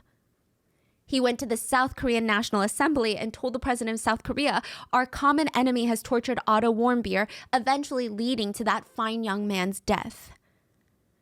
So it's a lot, okay? It's also kind of putting South Korea in a very precarious situation because out of all the detainees, statistically wise, American detainees from North Korea are eventually released. South Korean detainees are almost never released from North Korea. There's a lot. These are like fighting words, okay? And I'm not saying a man's life isn't worth action from the U.S., but I'm just saying it doesn't feel like it was a very calculated, thought-out move from the U.S., foreign policy-wise. Different political parties. Trump be running his mouth, bruh. Like, Trump act like he not the president, go on Twitter and tweet some alarming shit. And it's like, is this where our country is going? Whoa! Okay. And I'm not saying a man's life isn't worth action from the U.S., but I'm just saying it doesn't feel like it was a very calculated, thought-out move from the U.S., foreign policy-wise. Different political parties were blaming each other. Some media outlets blamed Trump for his nonchalant words that could start a war. Other media outlets blamed Obama for not getting involved and having Trump clean up the mess. Both parties were using it to their advantage. Of course. Side note, a spokesperson for the Obama administration denied accusations that were put on them by Otto's parents. The accusation was the Warmbier stated Obama's administration told them to just lay low, aka don't go to the press about it, we'll handle it. Right. But Obama's administration was like, we never said that. Like, they could have easily gone to the press if they wanted to. We would never dissuade them from that. Other media outlets didn't go the political route. They just started blaming tour groups for promoting drinking culture in such a nation. Young pioneer tours went radio silent, and they stayed out of everything that had to do with Otto. Some media outlets got bored, and they straight up just started blaming Otto for going to North Korea in the first place, saying that North Korea is on U.S.'s do not travel list. Some people even brought up white male privilege, saying that Americans are way too confident and feel that they are untouchable in other people's countries. So this is a lot of like non-Americans, I guess, in different countries saying like, we've experienced this with American tourists. Yeah. Thankfully, a lot of these comments were widely dismissed as just victim blaming. Yeah. Let's not do that, at the end of the day, this is the death of a bright young college student, and everyone's turning it into a blame. Mind you, with no actual clear evidence that he took down the poster, because the person who did take down the poster put it down gently. We've experienced this with American tourists. Thankfully, a lot of these comments were widely dismissed as just victim blaming. Oh, God. I mean, at the end of the day, this is the death of a bright young college student, and everyone's turning it into a blame game. In the end, a lot of things came from this case. Fred and Cindy sued North Korea for the torture and murder of their son. They sued the entire country, okay? This technically is not allowed. Like a random citizen, I can't just go and sue the country of, I don't know, list random country here. Idaho. But since North Korea was named a state sponsor of terrorism, the lawsuit was possible. They asked for $500 million. North Korea ignored the lawsuit. They stated that, you know what, you want proof that we didn't murder Otto? Send his body back and we'll perform an autopsy. Which, okay, imagine you're like, sure, I'm sure you'll tell us the truth. What? Let's do that. Speaking of autopsy, the Warmbiers refused an autopsy, but a postmortem was done. Dr. Samarco from the U.S. was in charge of Otto's postmortem. Why did they refuse an autopsy? Why did they refuse that? A lot of things happening right now, bro, and I'm not connecting the dots because folks is moving shadily. $500 million for... Did they ask for an apology also, or did they just ask for money? That doctor said Otto Warmbier was perfectly healthy from a physical standpoint. Parents talking about he was distorted. Red flags, red flags. Which, okay, imagine you're like, sure, I'm sure you'll tell us the truth. Let's do that. Speaking of autopsy, the Warmbiers refused an autopsy, but a postmortem was done. Dr. Samarco from the U.S. was in charge of Otto's postmortem, and she tried to stay quiet for a while, but she said ethically she had to speak up. What? She went to tell journalists that she didn't believe that Otto was tortured, at least not in the way that the Warmbier parents were describing. Oh. She said there's no evidence of any healing fractures or healed fractures. For someone who had been bedridden for more than a year, I thought that his body was in excellent condition. So she stated, the scar on his foot, it couldn't come from anything. Not red flags. The teeth looked normal. Side note, Otto's dentist came out and said that Otto's teeth didn't look rearranged, but they look pushed back, which can happen from loss of gums. Right? Loss of gums? But it was stated by all the experts that some sort of food... What you mean? Like your gums could just leave? What? Where? Where are they going? Like, where they're mine? Y'all belong to me. What the hell? I thought gums was just like, bro. The whole situation with the teeth is like crazy. Cause ain't teeth just exposed bone? Like, how that make sense? Yeah, let's just have a bunch of exposed bones in your mouth. And also, they're not sensitive, but they are at the same time. They're sensitive to certain things. You think cave folks was brushing their teeth? Probably not. But they definitely had teeth, because you need teeth to eat, on God. So what was they doing to keep their teeth clean? Arranged, but they look pushed back, which can happen from loss of gums. Right? Right. But it was stated by all the experts that some sort of foodborne illness would likely not have caused this level of brain damage. So North Korea did lie. I mean, I guess you could say allegedly. I'm not saying it. You could say it, right? I can't. But I'm saying Dr. it. Smarko North said, Korea we're never really lied. going to know what happened to Otto unless the people that Fucking were there liars. come out and say, hey, this is what happened. So there are no definitive answers of whether or not he was tortured. And you guys know when there's no definitive answers, people come up with their own theories. Right. So theory number one, Right. Otto was waterboarded and ended up in a coma. Because people want to know, how did he even end up in a coma, right? True. Because he's healthy. Waterboarding is, I don't want to say a common been torture waterboarded tactic, but before. it seems to be done by many different Yeah. governments, including the U.S. had a history of waterboarding. Mm-hmm. It's when you tie someone down on a table, Put a place cloth a towel over their face. face, and pour water into the towel until the towel is soaking wet. Yep. You keep pouring, and you're basically drowning the person without them being underwater. So the point is not Some to kill folks call them. it dry. It's to make them feel drowned, but not really drown them to the point of death. Actually one of the worst It's straight up ones ever. torture. Yeah. Ex-North Korean prisoners said that the forms of torture that guards used was actually so horrible that waterboarding was pretty tame Pretty mild. to them. If he was, they might have waterboarded him because they're like, oh, this is a foreigner. We can't do our usual routes of torture. If he was waterboarded, he could have gone long enough without oxygen, and that could have caused the loss of brain tissue. 100%. If this was the cause, there might have been liquids present and in his lungs at the time of his death, but that's not something we can find out without an a autopsy. year later, though. Supporters of this theory believe that So that might have been the reason, and they waited a year for his lungs to clear of all fluid, and then they told the U.S., oh, foodborne allergen illness, he's in a coma.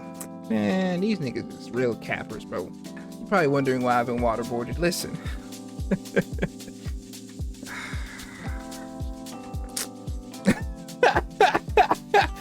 It's a complicated story, bro. But basically, folks figured out I was doing something, shouldn't have been doing it. They wanted to know where I hid the rest of what I was doing. I ain't tell them. I eventually told them. But I told them where I hid the first portion. Never told them where I hid the second portion. Ah! I can finally say that years later.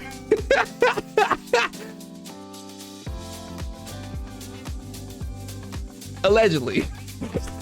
Hey, this is all alleged. This all happened in Skyrim. All allegedly. that waterboarding was pretty tame to them. If he was, they might have waterboarded him because they're like, oh, this is a foreigner. We can't do our usual routes of torture. If he was waterboarded, he could have gone long enough without oxygen, and that could have caused the loss of brain tissue. Side note, there's nothing more scarier than being forced to not breathe. If he was waterboarded, he could have gone long enough without oxygen, and that could have caused the loss of brain tissue. If this was the cause, there might have been liquids present and in his lungs at the time of his death, but that's not something we can find out without an autopsy. Right. Supporters of this theory believe that waterboarding doesn't leave physical scars. I mean, usually not. So this is a viable torture tactic for North Korea. Yeah. Some people argue this theory and say, no, North Korea almost never physically harms Americans, just mentally and emotionally tortures them. So there's no chance he was waterboarded. They believe that this is just some sort of rumor. Then we head into the next theory, that Otto tried to hurt himself, but he was found before he was successful. So after the sentencing, he felt hopeless, and he did something to deprive himself of oxygen for that long, but the guards found him, and they took him to a hospital. This theory is bolstered by the fact that other American prisoners have tried to end their lives while in captivity by the North Koreans. Then we get into a wilder theory. North Korea used VX on Otto. This is the same deadly chemical that was used on Kim Jong-nam, Kim Jong-un's half-brother. Some people even take this conspiracy even further and state that maybe they used it on Otto to prep and study how it would work on Kim Jong-nam a year before. Allegedly, they want to test it first and study the effects on how someone would react to it and how much of a dose would be needed. But some people argue they could have just used it on North Korean prisoners. Right. They're not really a government above hurting their own people. Yeah, right. And that way it wouldn't have been such a diplomatic shit show. Yeah. But people argue that it could have been two birds, one stone. They want to send a strong message to the U.S. and experiment and see if the U.S. can find the cause of the death. Like how undetectable this poison is. Others argue that potentially the North Korean people, they don't fit the profile that was needed that was consistent with Kim Jong-nam. Maybe North Korean prisoners had been malnourished for most of their lives, potentially not in the best health, and it wouldn't be comparable to Kim Jong-nam, who probably received all the food and healthcare his heart desired. Yeah. Maybe Otto's health profile would have been more similar. But I don't know if that makes sense either, because Otto was a young, fit college student and Kim Jong-nam was neither. They weren't in the same weight class or the same Kim age Jong-nam group. was a little chunky. An ex-spy that was blocky active in hell. North Korea during the time said he's pretty sure that Otto was poisoned. I ain't gonna lie. I was just about to say that. This is giving me he was poisoned vibe, bro. An ex-spy that was active in North Korea during the time said he's pretty sure that Otto was poisoned. He said, I can't say 100% sure, but around 70 to 80% sure that drugging led to his death. Nigga, that's high. They couldn't bust his head in, how would that look? So they just took care of things by poisoning him. So his belief was that Otto was waterboarded because he wasn't confessing, he was putting up a fight, he wasn't giving up to the regime, and he couldn't speak Korean. This spy said there were so many times they would take American detainees and get so frustrated that they don't speak Korean and just mentally or physically torture them because they're not answering in Korean. Now, he did say waterboarding is not proper torture. In North Korea, proper torture is typically when you're suspended from hooks on the ceiling and beaten by multiple guards. Then you're electrocuted. And the most popular one is they mix chili powder, a very spicy powder, in water, and then they feed that through your nostrils over and over and over again. Yeah, he did say it was very strange because he was a spy in North Korea at the time that Otto was taken, and he said That's just cruel. I feel like that was some bullshit Kim Jong-un implemented because it made him giggle like the fucking weird evil overlord that he is. Cause what is that? You think I'm gonna snort this and be like, oh, okay, the CIA is what do you mean hooks? Hooks going through my body attached to the ceiling? Sounds like Argus Filch needs to go to North Korea. I don't know if y'all remember Argus Filch from Harry Potter, but that nigga was horny to punish some students, bro. In the old type of way. I'm talking about hang folks from their ceilings and hitting them with whatever you want to hit them with. Yeah. I ain't gonna lie, that nigga need to go to North Korea. He fit right the fuck in on me. proper torture is typically when you're suspended from hooks on the ceiling and beaten by multiple guards. Then you're electrocuted. And the most popular one is they mix chili powder, a very spicy powder, in water, and then they feed that through your nostrils over and over and over again. Would that not enter your brain or He not? did say it was very strange because he was a spy in North Korea at the time that Otto was taken, and he said everyone in the regime was talking about how this crazy American CIA spy was trying to overthrow the government, but in the same breath, the same people would turn around and say, that college kid is such a stupid kid. He's like a little chicken. He's a coward. So do they even believe he's a super secret spy for the CIA? No, of course they don't, bro. They know And the I'm truth. not saying Otto is a coward. I'm just saying, do you guys even believe what you're saying half the time then? No, they know what it is. Anyway, he alleged that Otto was drugged after his torture not to kill him, but to put him in a state where he could never talk about what he endured. That's by the exactly regime. what I said. That's literally what I said, bro. I promise y'all that they did what they did to him so that he wouldn't expose the truth of what was done to him, bro. I said this. Tribe, am I seeing through the root of this? Am I seeing through the ruse? Not to kill him, but to put him in a state where he could never talk about what he endured by the regime. Then he was released back to America. The journalist asked the ex-spy, what kind of drugs do you think Otto was given? And he stated, I can't be too sure the exact one, but North Korea always talk amongst themselves about how if they detonated their stockpile of biological weapons, the whole world would be done with. And then, of course, there are the really crazy allegations that Otto was a CIA spy. And some even go so far down the conspiracy rabbit hole that they believe that Otto was returned to the US, but he wasn't comatose and he was only pretending to be. And the news reported on his death, but he didn't really die because he is under CIA protection right now. Witness protection. Can I just say, like that is such a wild thought process. Oh, God, it Others is. stated that church members and frat members were offering him up to $20,000 if he brought home a poster from North Korea, which doesn't make sense because you can actually buy a few propaganda posters while you're in North Korea. A lot of former tourists said, I mean, it's not the same ones that they have in North Korea, but it's like propaganda posters. I think they're smaller, less prominent, probably a very specific style, but like, why would you, it doesn't make sense. Why would anyone drop $20,000? Why would a church drop $20,000 for that? What would a church be? Yeah, like that's Just such like a how the dumb... CIA's theory doesn't make sense. Why would they want it so badly? A Redditor commented on It a don't post make about sense 'cause Otto, it's and it is false. so unhinged. And the fact that there were some likes on there and people believe this theory, Tell it us. reads, anyone thought that he might still be alive? The theory that he was a US spy and that all of this was staged? The parents don't even look like him. What? And one of the key facial manipulation techniques is to shave eyebrows. And we can see that Otto shaved his eyebrows. No reason to shave your eyebrows. Only reason is if you want to look different. Anyway, he looks way older than a college student. I could easily give him 30, not 20 years old. Everything I've seen looks awkward. Even the photo of him playing with snowballs looks like a plan to make everything seem super nonsense. So I think he's secretly living under protective ID. Nothing that a beard and hair dye can't fix. He was swapped as he was spotted as a spy. No reason why Koreans want to kill him. No valuable information collected. And also, if he really was killed, I just don't think things would have ended as smoothly as this. It didn't end smoothly. A What? funeral was held for Otto at his old high school, and hundreds of people showed up on the streets to watch his funeral car drive by. There were more than 2,500 people to see him off. Damn. Now, briefly, let's talk politics. Right. So Donald Trump worked very closely with the Warmbier family to help negotiate Otto's release. Even with Otto's passing, Donald Trump put out a statement that was in line with the Warmbier sentiment that Otto is innocent. The North Korean regime is brutal. They're killing people. This is just another victim of North Korea. Side note, even South Korean president spoke out against Otto's death, and even the current first lady met with Otto's mother. North Korea did not stay silent. They said about Trump, the fact that the old lunatic Trump and his riffraff slandered the sacred dignity of our supreme leadership using bogus data full of falsehoods and fabrications only serves to redouble the surging hatred of our army and people towards the U.S. and their will to retaliate against us. I ain't gonna lie, North Korea, thousandfold. you ain't really bought it for real. They for real. stated they were the biggest victim. Hold on, North Korea might be really bought it. But we bought it too. Hey, I ain't gonna cap to you, bro. North Korea seem like they really would let shit blow out of pure hatred.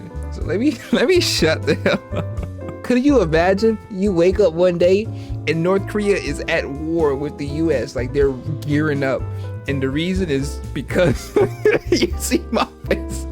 You see my face on the screen. And it's, I ain't gonna lie. I would be mad. I would be mad because it's like you could have picked literally anybody important, but you picked the most irrelevant nigga right now. The one whose opinion doesn't matter the most. And you're using that to start a war. I'd actually be devastated because you know how many people. Oh. Imagine this, tribe. North Korea says, give me Tribe Loui or we're going to war. I might have to make a goodbye video. It's up for me, ain't it? Like, they're definitely giving me up, bro. Like, there's no way the US is gonna be like, I bet we want Tribe Loui in the US. Tribe Loui is essential. Nah, they packing my ass up and shipping me to North Korea, bro. It's over. Kim Jong-un standing in front of me talking about my head boxy, right? How does your head feel now that I put it inside a box? Oh! Hey, bro, I had to take that on the chin. I spit in his face. I'm gonna die anyways. I might as well die with my chin up. You ain't gonna get nothing from me. You could torture me all you want. I don't know nothing except, what do I know? I know all the names of the BTS members. They stated they were the biggest victim in all of this. Right. They said, although we have no reason to show mercy to such a criminal of the enemy state, we provided him with medical treatments and care with all sincerity and humanitarian basis until his return to the U.S. Cap. You know what they Big did? cap, North big Korea cap. sent the United States, sent Washington a $2 million bill. They said, this is our charge for the medical care we gave to Otto. Don't tell me that we paid that.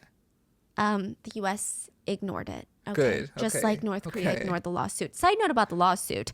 America still went ahead with the lawsuit. There was zero cooperation from North Korea, and the judge America? found North Korea guilty and awarded Otto's family $240,000. And you're like, no way they're paying. No way North Korea is like, oh, just give me your bank details, right? Yeah. The American government gave the Warmbiers money from offshore accounts that were seized from North Korea. Yeah, so technically the Okay. money is from North Korea, but it was in the possession of the American government, and that's how the Warmbiers were able to get the money. Then in 2018, the Winter Olympic Games happened, and Mike Pence, then vice president, invited Fred Warmbier, Otto's dad, to join him. And he was sitting next to him in the VIP box during the opening ceremony. Less than 10 feet away was Kim Jong-un's sister, potentially the shadowy figure that runs everything over there, speculated. No way. Yeah. 10 feet? Like 10 feet away. Yeah. What? People actually say that Kim Jong-un's sister is scarier than Kim Jong-un. What was does she look like? What does she look like? What does she look like? What does she look like? Hold on. Kim Jong-un's sister.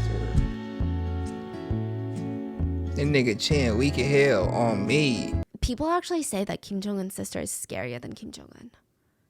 She was within 3 steps of the father that her regime allegedly murdered, and Fred refused to look at her the entire time that he was there. Yeah.